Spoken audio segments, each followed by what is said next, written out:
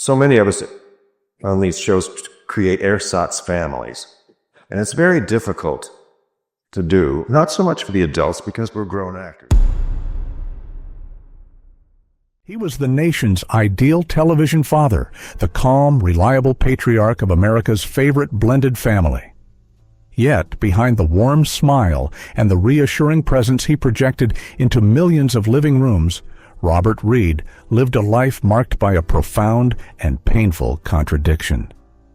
To the world, he was Mike Brady, the perfect dad. In the quiet of his own life, he was a man grappling with his identity and struggling to connect with his only child.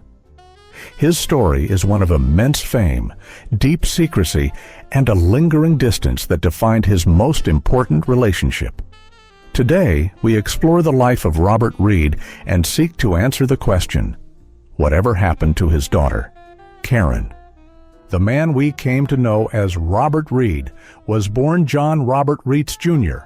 on October 19, 1932, in Highland Park, Illinois.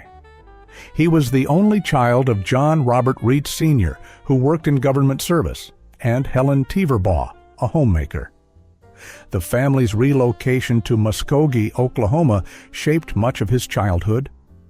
Friends from those years would later recall a boy who was intelligent, serious, and deeply imaginative.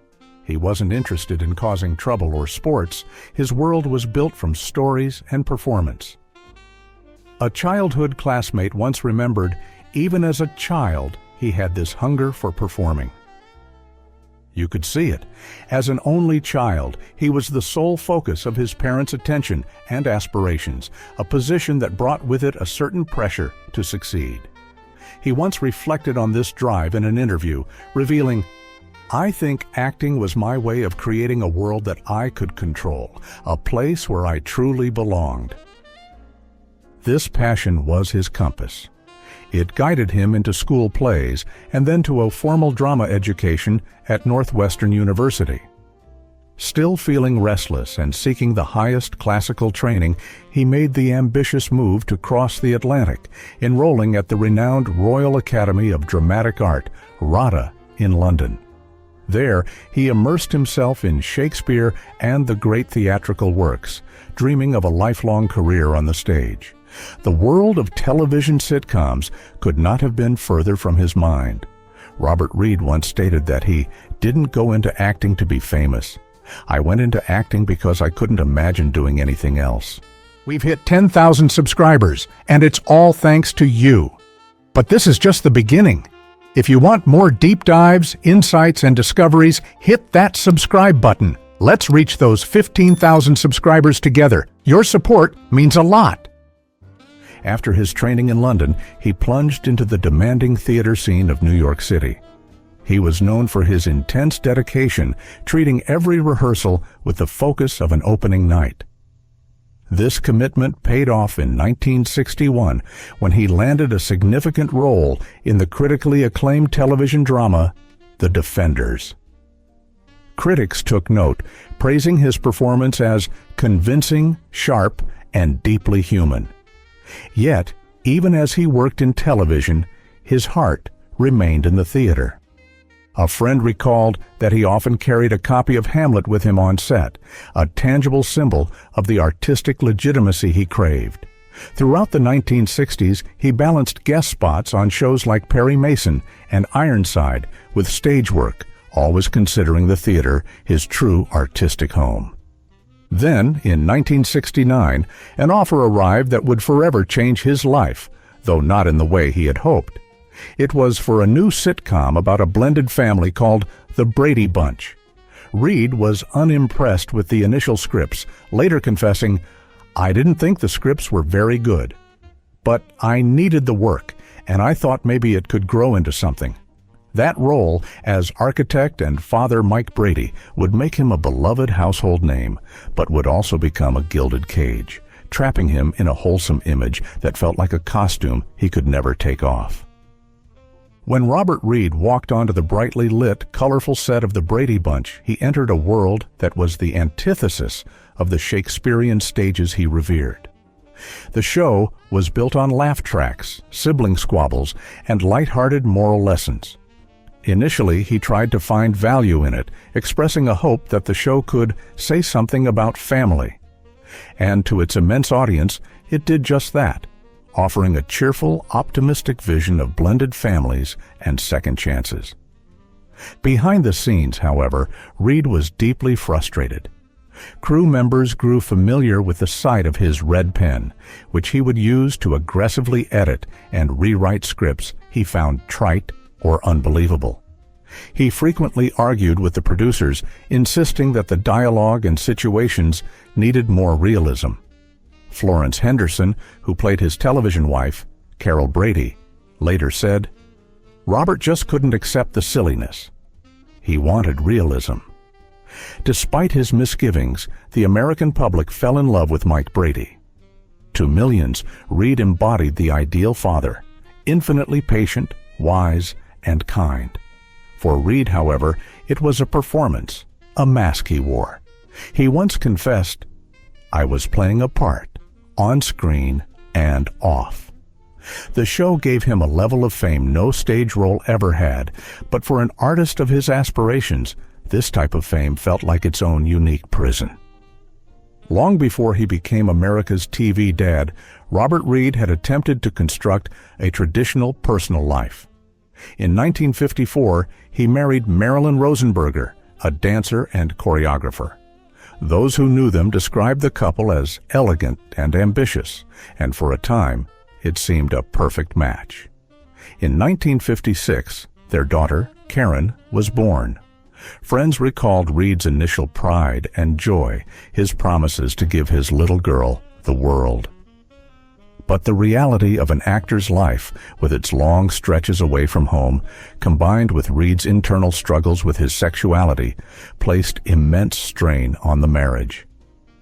It began to crumble, culminating in a divorce in 1959.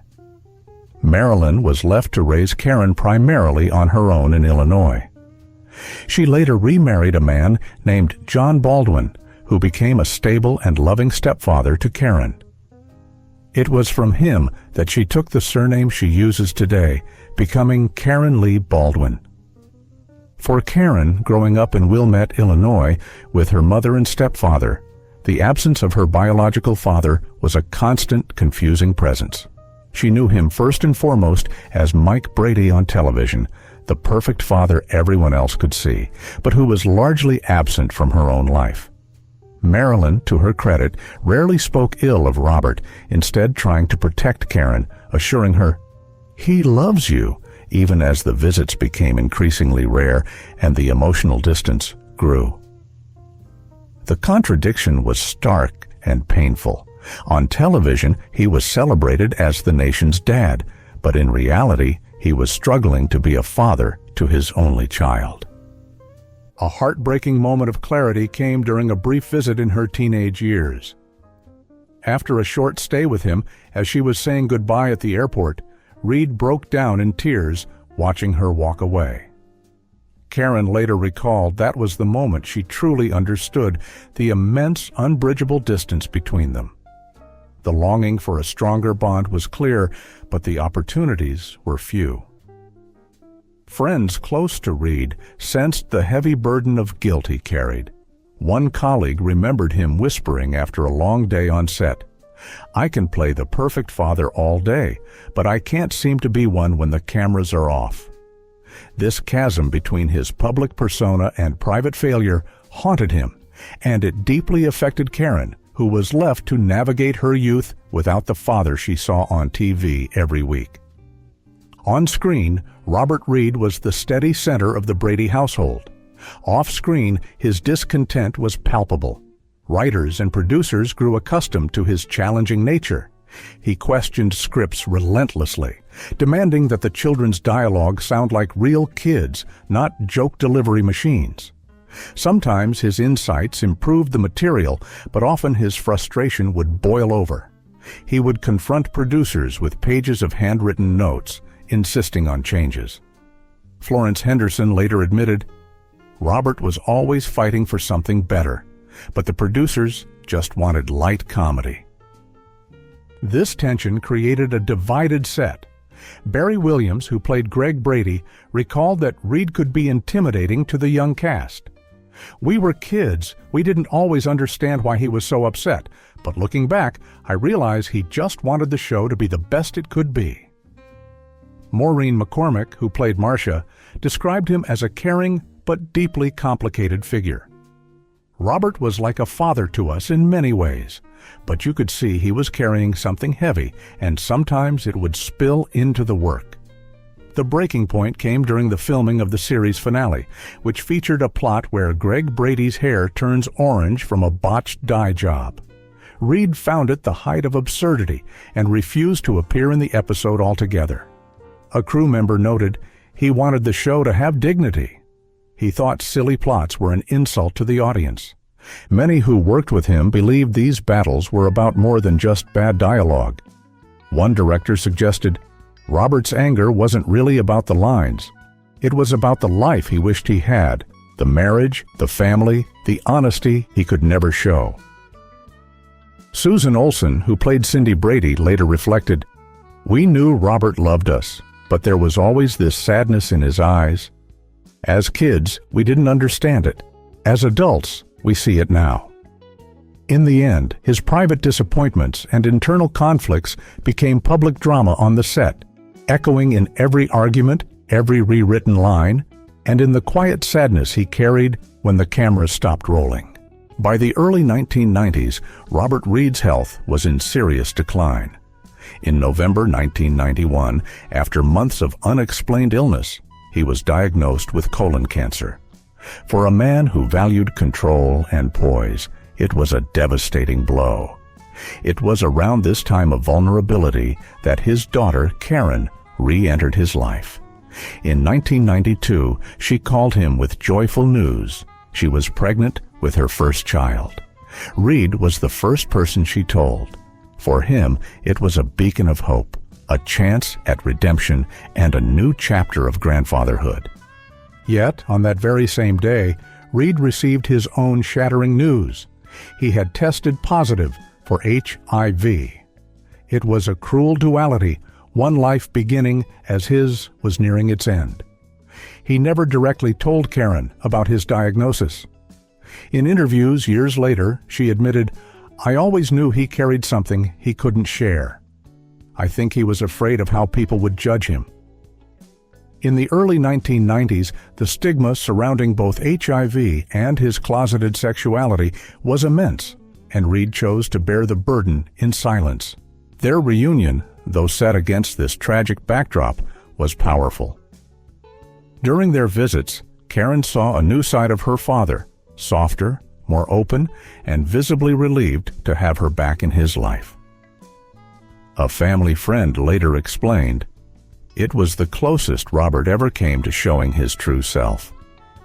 As his condition worsened, he withdrew from almost everyone, allowing only two people consistent access: his loyal friend, actress Anne Haney, and his daughter, Karen." His health deteriorated rapidly in the spring of 1992, and on May 12th, Robert Reed died at Huntington Memorial Hospital in Pasadena, California. He was just 59 years old. The official cause of death was colon cancer, with HIV listed as a contributing factor. For Karen, the loss was profound. A father she had only just begun to reconnect with was gone, and he would never meet her son, Zachary. She later said, "It was short, but I'm grateful we had that time together." The news of his passing was a shock to the Brady Bunch cast. Despite the arguments and tension, he had been their anchor. Florence Henderson said through tears, "Robert was a remarkable man. Complicated, yes, but we all loved him. He was our leader, our Mike Brady, on and off screen."